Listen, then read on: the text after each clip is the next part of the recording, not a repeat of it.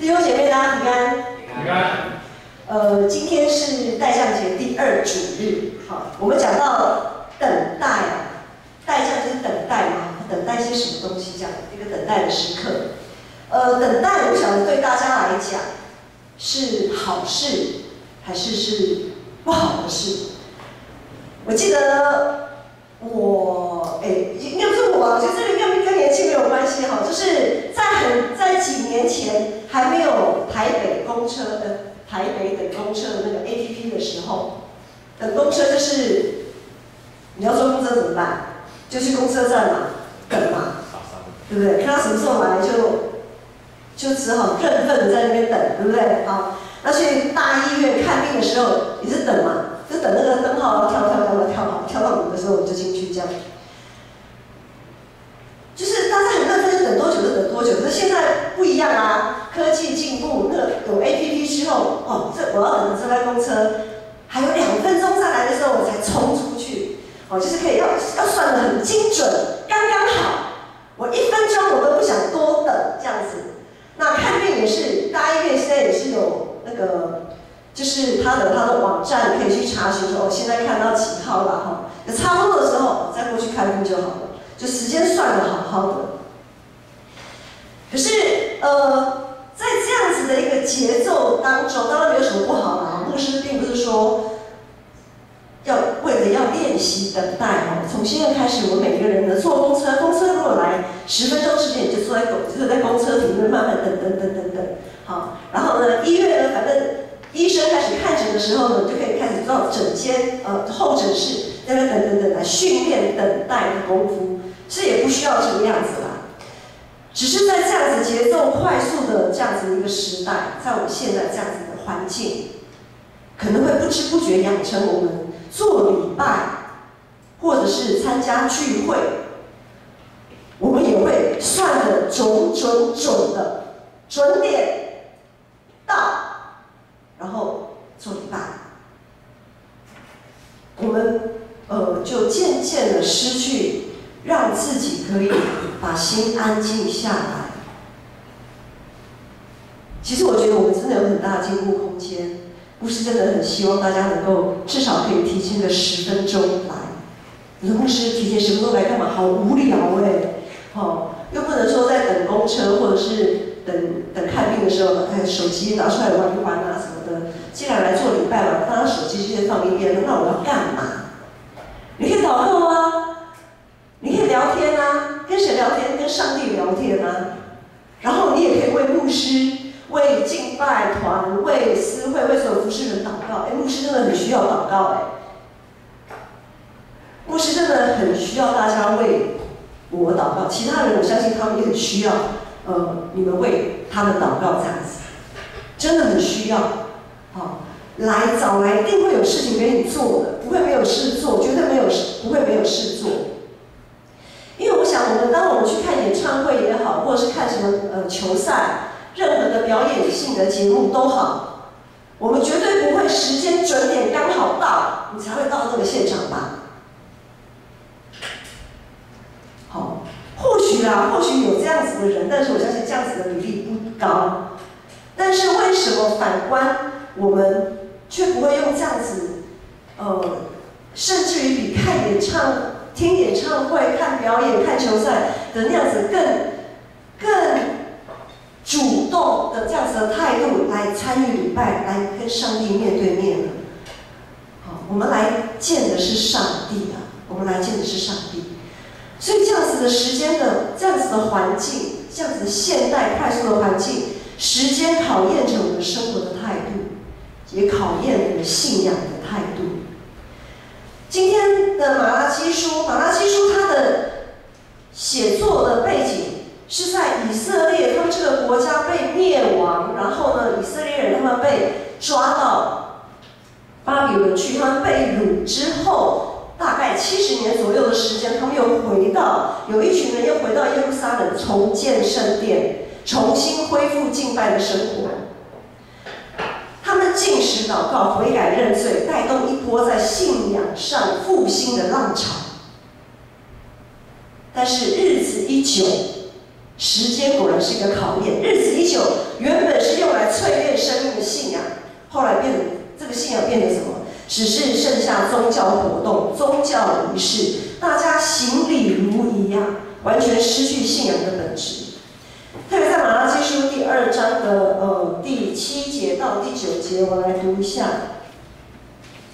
祭司的他这边说，祭司的嘴里当存知识，人也当由他口中寻求律法，因为他是万军之耶和华的使者。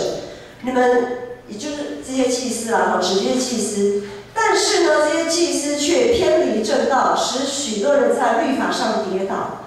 律师废弃我与利未人所立的约，这是万军之耶和华说的。所以我要使你们被众人藐视，看为下贱，因为你们不守我的道，竟在律法上沾寻情面。马拉基书在写这一段是什么意思呢？意思是说，那些平常应该带领人敬拜献祭的祭司，他们应该要在真理当中锻炼自己，成为上帝的使者，让人凡来敬拜的人可以更亲近上帝，更认识上帝，更爱上帝，并且带给人跟人之间的和平。但是这群祭司却带头作恶，藐视自己的职分。不止如此，在马拉基书里面也写说，这些祭司他们献祭的时候，他们怎么准备祭物的？当他们准备祭物的时候，是将那些瘸腿的、瞎眼的、跛脚的，有的甚至还是抢来的人，他们把这些祭物献给上帝，然后呢，把上好的献给谁？献给他们的地方首长。比如说以建成教会来讲的话，我们献的祭物可能就是献给我们地方首长哈，大同区区长啊，好，或者是台北市市长，好，因为总统太大，好，管不到这么多，好。这些祭司不但这样子藐视上帝，藐视献祭，藐视敬拜，而且他们还说，啊，这些献祭的事情怎么这么麻烦呢？怎么这么麻烦？今天的经文，我们放到今天的经文那里，第1节跟第2节，我们一起来念一下。第1节跟第2节一起。万军之耶和华说：“我要差遣我的使者在我前面预备道路，你们所寻求的主必忽然进入他的殿。立约的使者就是你们所仰慕的，快要来到。他来的日子，谁能当得起呢？他显现的时候，谁能立得住呢？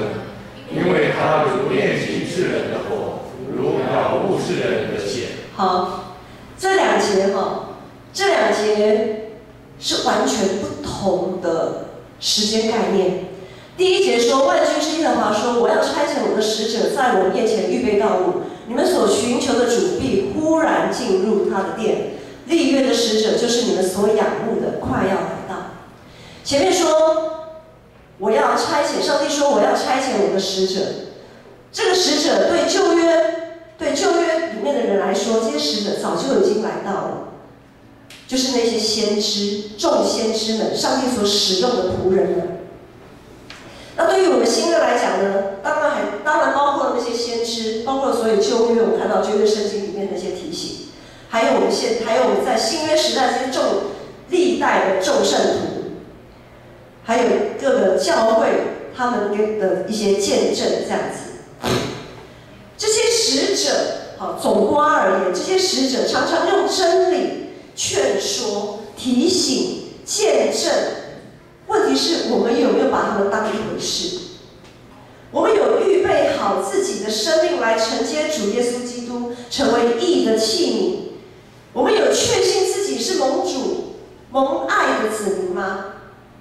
我们有坚定要在基督里过一个新生活吗？我们有在自己的黑暗中看见光吗？到这里，其实，在第1节里所讲的立约，然后他说立约的使者，你们所寻求的主必忽然进入他的殿。立约的使者就是你们所仰慕的，快要来到。这个我们所寻求的主，立约就是耶稣基督。当然，在马拉基那个时候，耶稣还没降生，但是在我们现在，我们知道耶稣他已经降生了，他的第一次降生，他果然来了。然后呢，第二节说，他来的日子，谁能当得起呢？他显现的时候，谁能立得住呢？这里讲的他来的日子，这个日子指的并不是第一次降生的那个日子，而是指周末最后基督再临的那个时候的审判的那个日子。好，在耶稣第一次的降临，就是我们平常往年历年来都在过的圣诞节。耶稣第一次的降临，到耶稣再次的来临审判，在这么长的时间当中，因为也过了2000多年了，对不对？耶稣第一次的道成肉身降临是在2000多年前，然后我们现在是2019年，马上就2020年了，他还没有来。在这么漫长的等待的时间过程当中，每年都在过代降节。弟兄姐妹，我们真的有期盼基督再来吗？我们真的有期盼吗？其实很多时候我们要说，好家在耶稣基督还没来耶，因为在2000多年教会的历史告诉我们，许许多多的乱象不断的发生。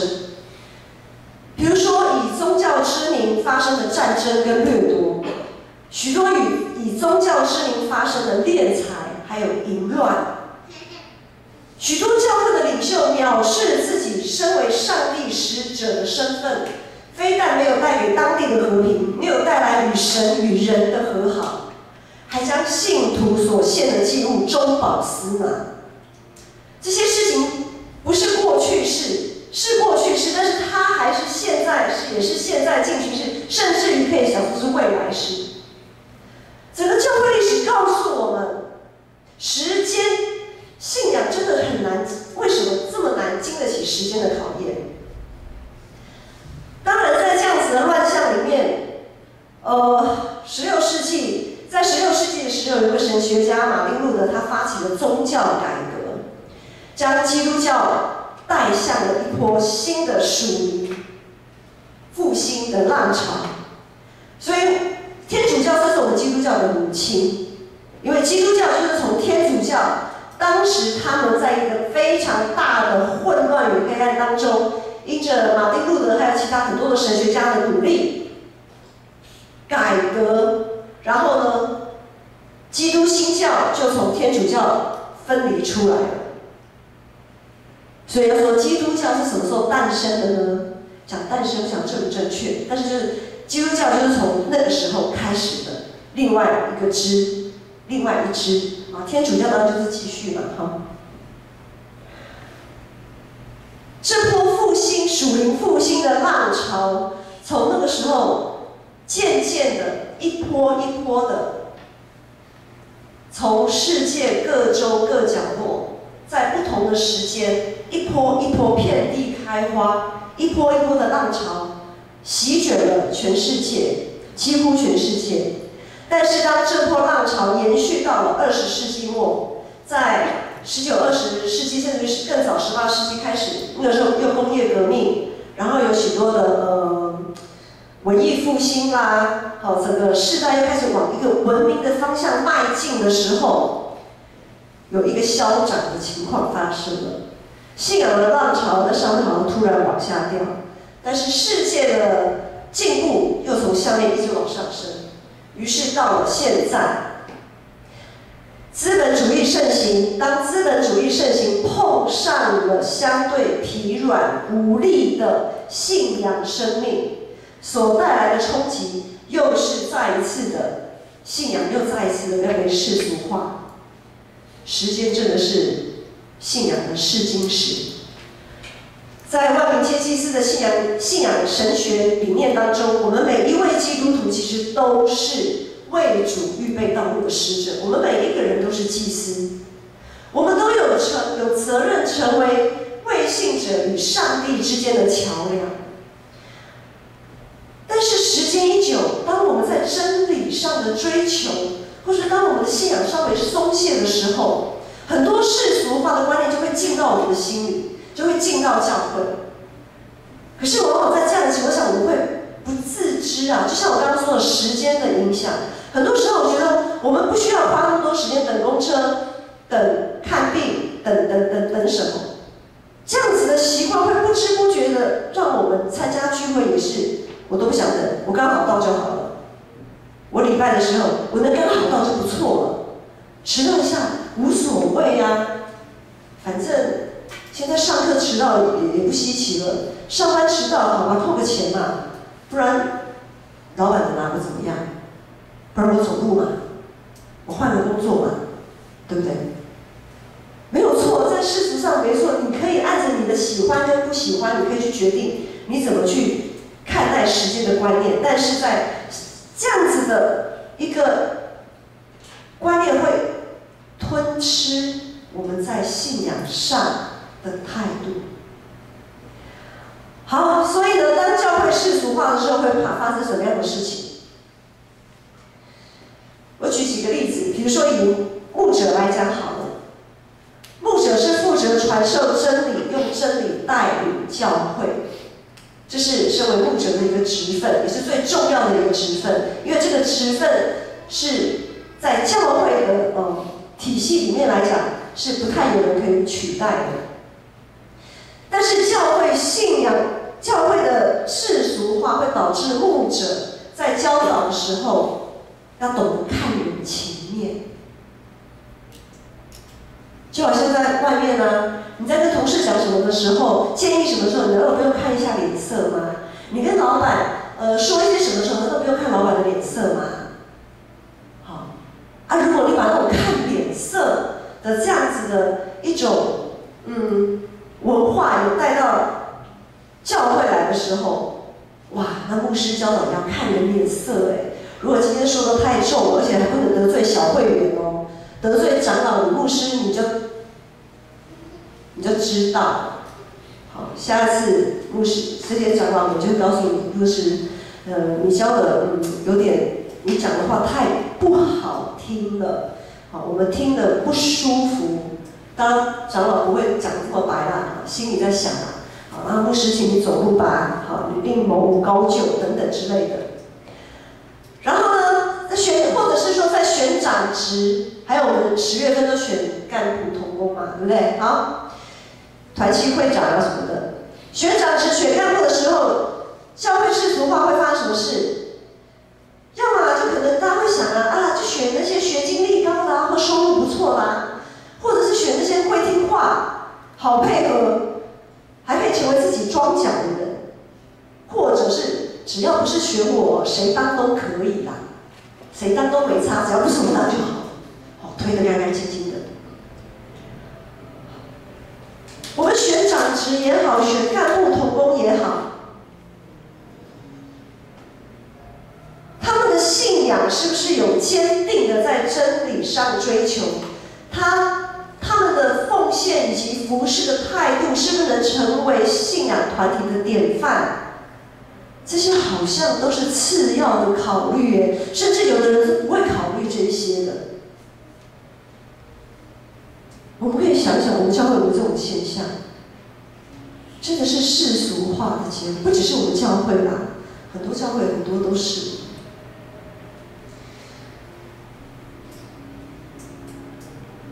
这是个结构性的，我们讲说结构性的犯罪，因为你不能说我选出来的会长啊，反正你某某人当会长，啊，这个会长说不好啊，到时候那个会长负责任啊，有什么事找他就对了啦。你们真的以为基督再来的时候只会找那个会长的麻烦吗？当初是谁投票选他出来的？是谁同意他当会长的？当他在就任会长的那一刻，是谁？是全体的弟兄姐妹在上帝面前一起誓约，要支持、要扶持这位会长的。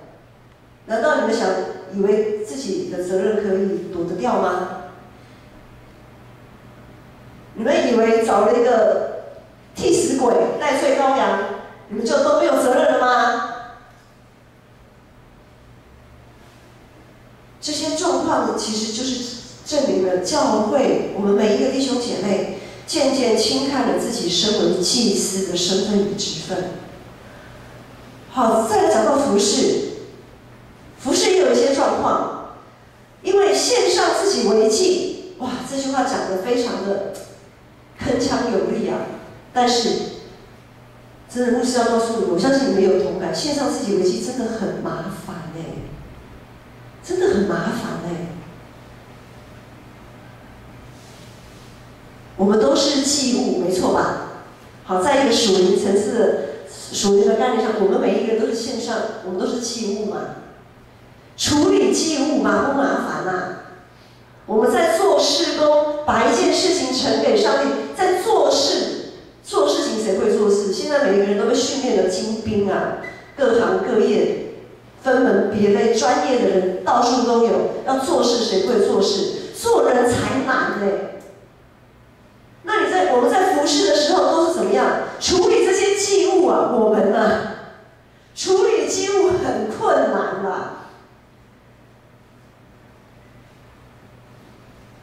因为我们在团契在一起同工服事的时候，总是会碰到一群志不同道不合的人，怎么办？没办法啦，我就没办法去分配跟他一起同工同一个团契的倒霉好，当一群不情愿的人聚在一起同工的时候，就像一群瘸腿的人没有办法同行，又像是有一群人好像被硬拉进来的，不甘不愿的，又像一群不情愿的人，根本一点毫无真心又像一群生病的人一样，常常找理由推辞、迟到早退，甚至于缺席。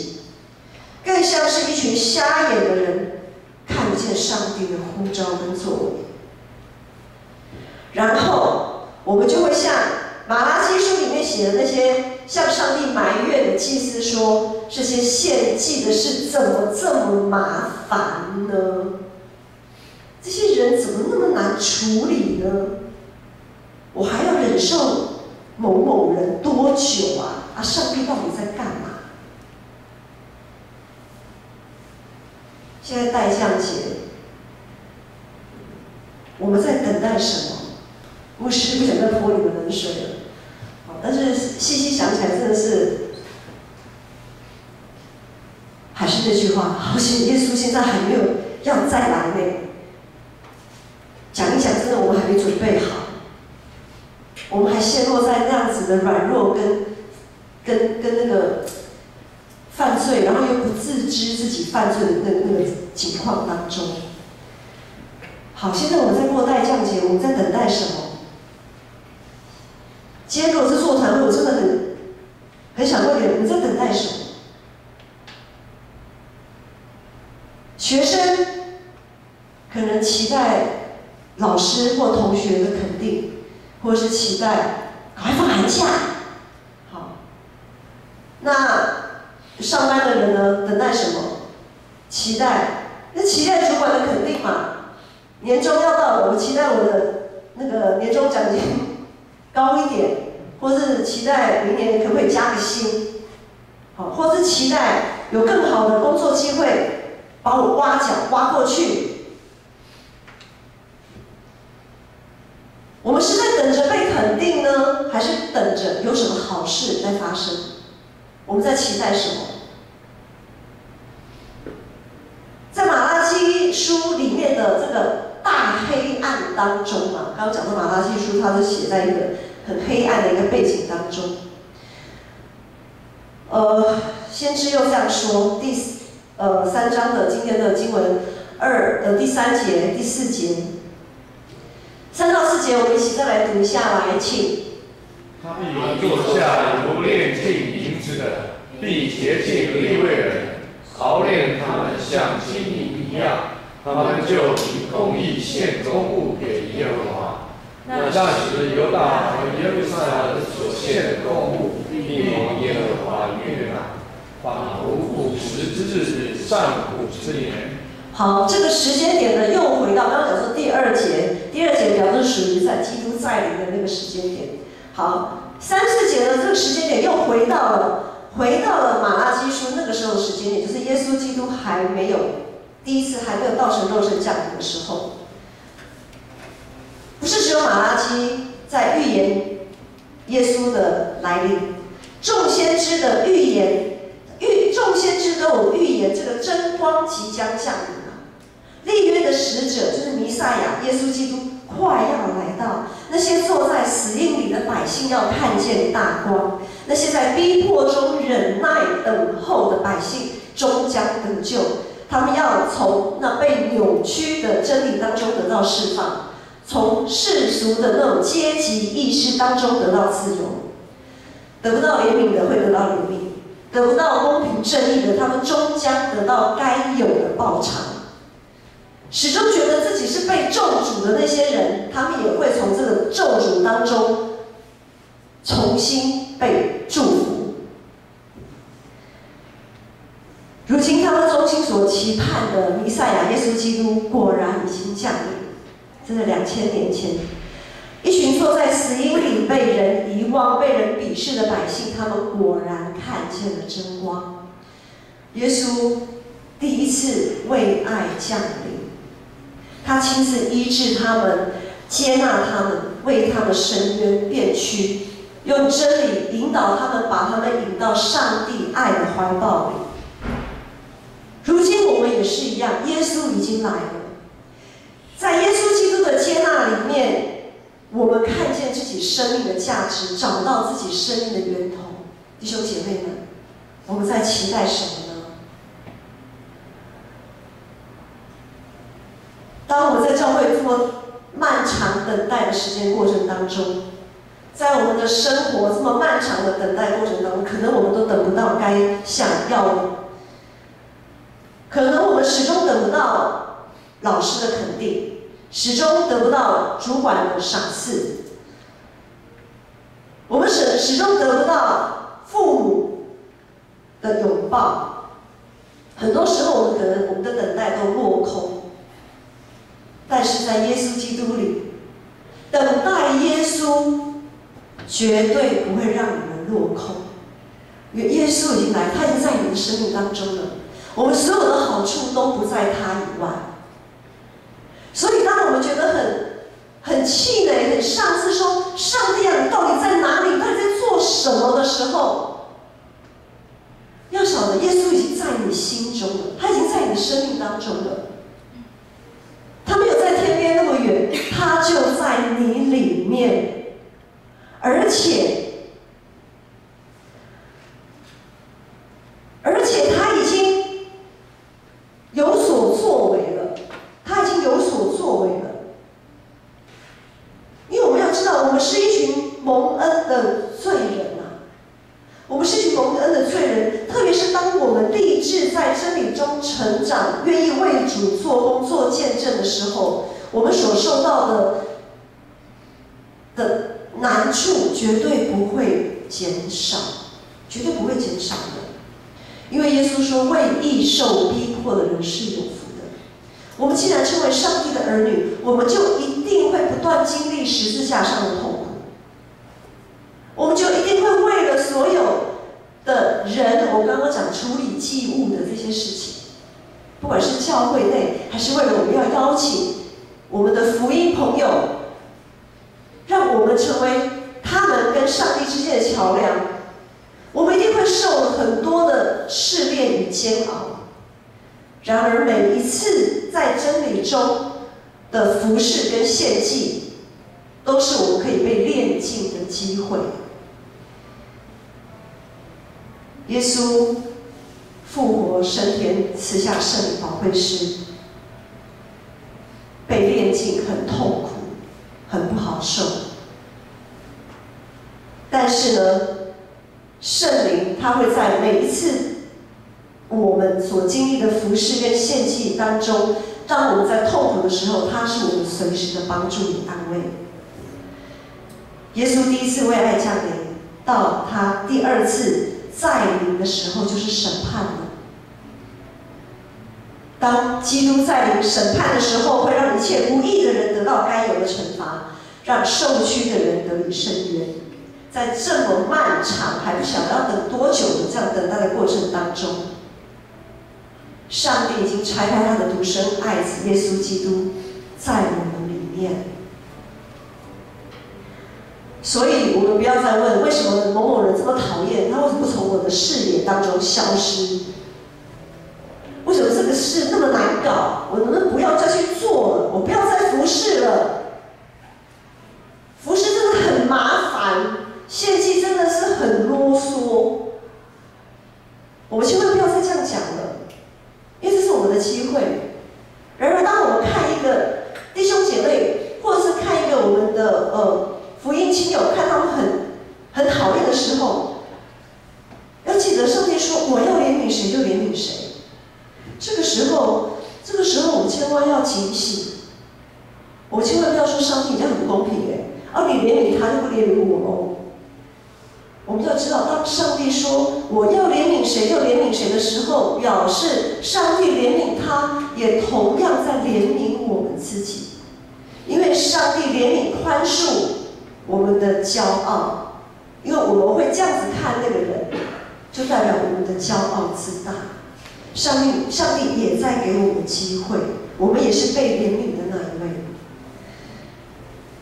耶稣爱我们，怜悯我们，延迟了他再临的时间。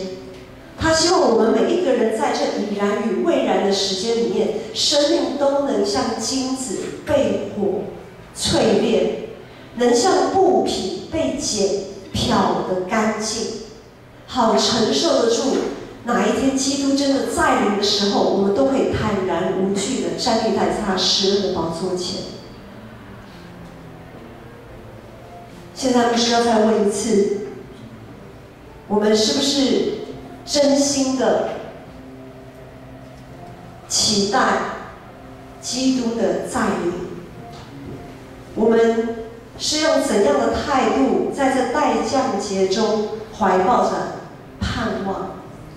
在漫长等待中，我们心里的那个宝座，这个宝座上还坐着耶稣基督吗？还是有的时候，其实我们已经把他赶下去了，我们自己坐上去了吗？不知道。又或者是我们是选择性的，好了，这件事让你做主啦，那件事情还是我来做主比较好。特别是当我们长时间面对难以沟通的同工，面对爱压榨的主管，面对总是爱占人便宜的同事，面对让人失去学习动力的老师，面对爱搞小团体的同学，面对话不投机半句都多的家人，如果这些状况都没有改变呢？在这个漫长等待的过程中，如果这些状况都没有改变呢？那我们要用怎样的生命状态去报佳音？又要用怎样的心智在圣诞节期里面的各种活动当中欢庆啊？请问我们怎么报佳音？苦都苦死了，问题这么多，然后我们在开心什么？开心什么？刚刚讲的这些事情。同学啊、同事啊、老师啊、主管啊、家人啊、朋友啊，让你可以的事情太多了。我们在开心什么？在这个圣诞节待降节期当中，我们是在开心欢庆、五光十色、昙花一现的舞台效果吗？还是要欢庆，在这个漫长等待、在准备这些活动当中，我们在处理祭物的过程当中，我们的生命可以一次再一次的被淬炼，我们的信仰可以一次比一次更坚定。我们应该庆贺的是后者吧？舞台效果、节目真的最多几个小时就过去了。但是牧师不是说那个不重要，重要的是背后它是怎么形成的。你们花了这么多礼拜，花了那么多时间预备的，在这个预备的过程当中受了这么多的辛酸，有些人心里真的还蛮心酸的啦。因为有些同工真的不怎么好配合，你怎么忍耐等候？你怎么看待这样的事情？我们怎么看待这样的事情？好，所以我们要欢庆的应该是，我们靠着耶稣基督，我们得胜有余啊！在这个过程当中，即便许多不愉快的事情一次又一次、一次又一次的发生，很多时候可能会觉得说：“哦，这献祭真的很麻烦。我明年，我决定我明年我不要再演戏了，我不要再唱歌了，我不要再跳舞了。”如果今天我们可以靠着耶稣胜过这一切，那么这是我们真的应该欢庆的事情。服事与献祭的时间一久，等待的时间一久，在我们的心里到底产生了怎样的变化？弟兄姐妹们，牧师真的非常的期盼，牧师真的非常的期盼，我们每一个人都能在待将节期，在我们所过的每一天，当我们在等候基督再临的时候，我们是怀抱着盼望，而不是怀抱着恐惧的。耶稣基督已经来到，他在我们的生命里面，他给我们力量，可以胜过这一切，胜过一切的在服事献祭当中不断的被锻炼的那个过程，胜过一切在你漫长等待当中所有的失落与失望。因为在耶稣基督里，这一些失落与失望，他会用我们意想不到的方式补偿你们，充满你们。主的恩典真的是不只是数算不尽，而且是让我们无法想象，是我们眼未曾看见，耳未曾听见的。我们一起齐力来唱这首诗歌。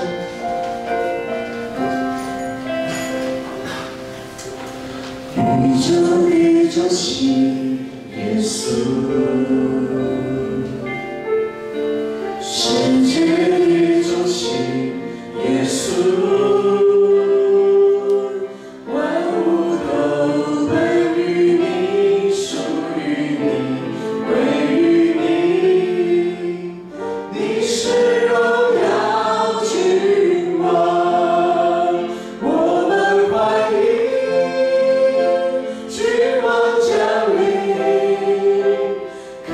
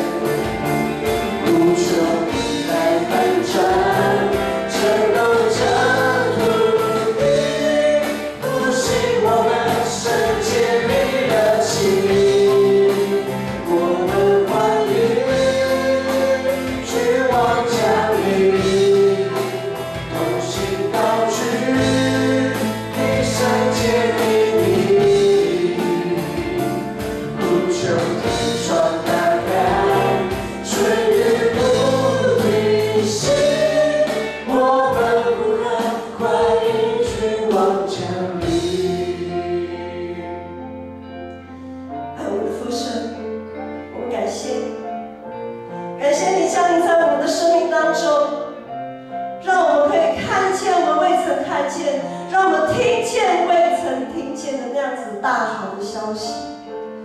是的，主，求主你帮助我们，引领我们。如果我们以前还没有经历到你，主，我们说我们现在要